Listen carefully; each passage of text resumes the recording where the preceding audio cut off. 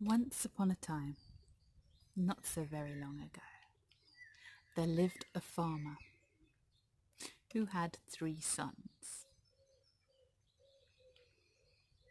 Now, this farmer was not rich, his land was poor, but his cows made the most beautiful milk, his sheep made the most beautiful wool, and he put all of his luck and wealth down to a hill in his farm. On top of the hill stood 3 beautiful beech trees, and every midsummer eve the farmer would wrap 3 posies.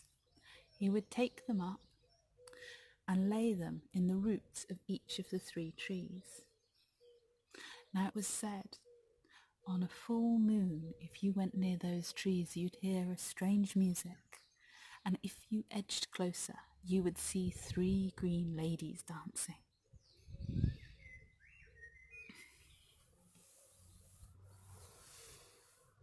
As time passed, the man grew older, and he called his 3 sons to him, and he said, whatever you do when I pass on, make sure you keep taking the posies, the primrose posies, to the trees every midsummer's eve, like my father did before me and his father did before him. The wealth of our land depends on it.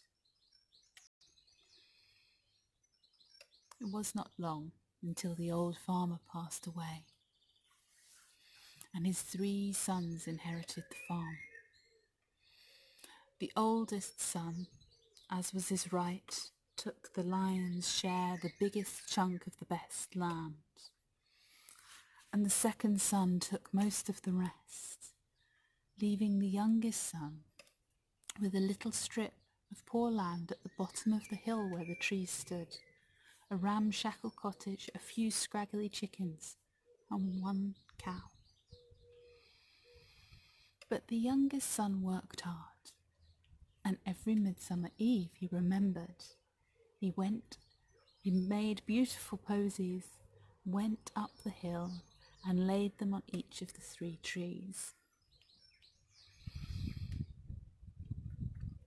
It wasn't long before his 2 brothers started to notice that his land, despite being so much smaller, was producing loads more than theirs. So they came and asked him about it. His oldest brother confronted him first and said, how is it that you're doing so well with so little, when I have so much and am not?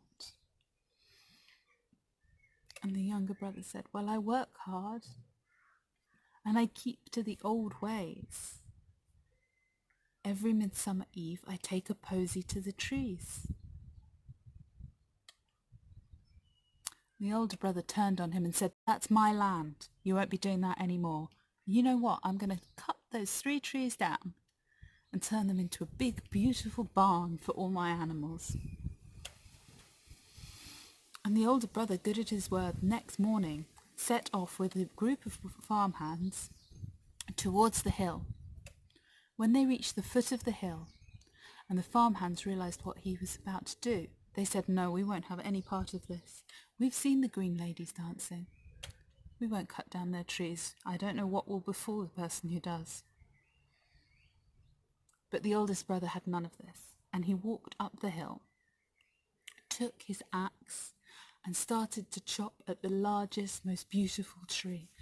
Chop, chop, chop, and with each chop came a deafening scream. It was a chop scream, a chop scream, and a chop scream.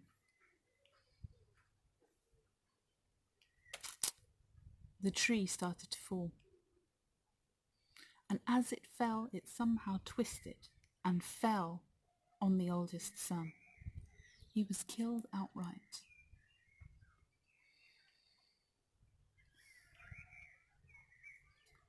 The farmhands who'd come to help him were definitely going nowhere near that hill after that. They left and went to find work elsewhere. Now the middle son, he took the oldest son's farm for his own. still leaving the youngest son with the little strip of land. And the youngest son kept going, working hard, making his offerings to the green ladies of the trees.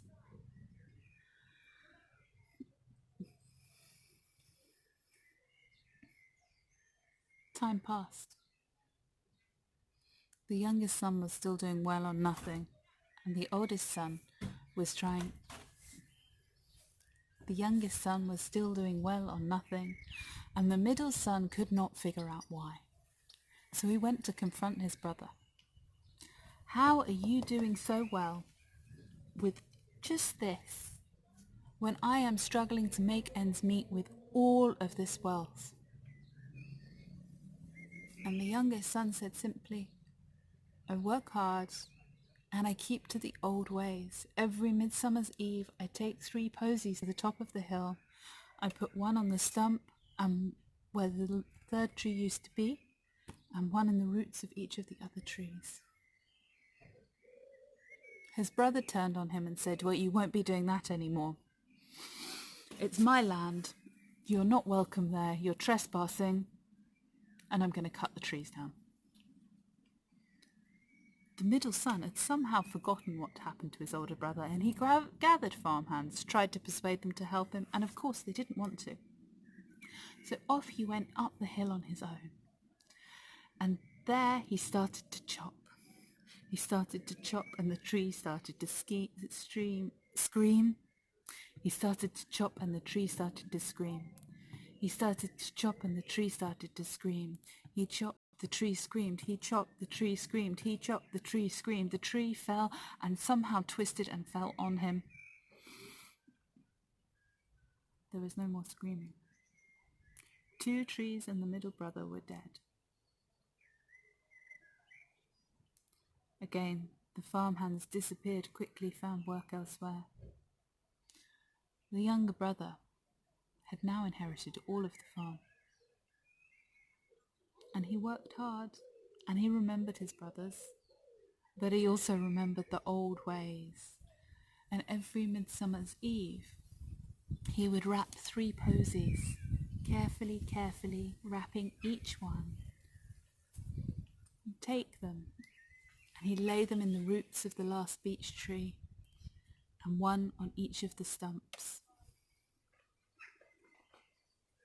And it said that if you ever go up to where that beech tree still stands, you will see a green lady dancing on the full moon.